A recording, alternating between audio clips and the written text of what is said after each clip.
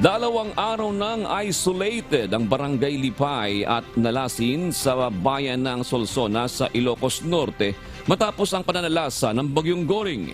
Ayon kay Barangay Nalasin Captain Noriel Pascual, bagamat may family food packs na silang natanggap mula sa ilang opisyal pero hindi nila tiyak kung hanggang kailan ito tatagal.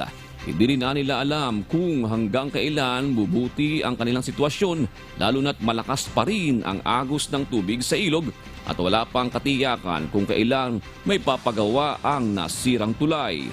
Pakinggan po natin ang pahayag ni Barangay Captain Noriel Pascual.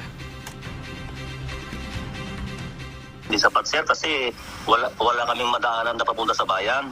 Kasi nagpunta kami, kasama ko yung mga barangay council kanina, nagpunta kami doon sa sitio Mangri 5A and 5B.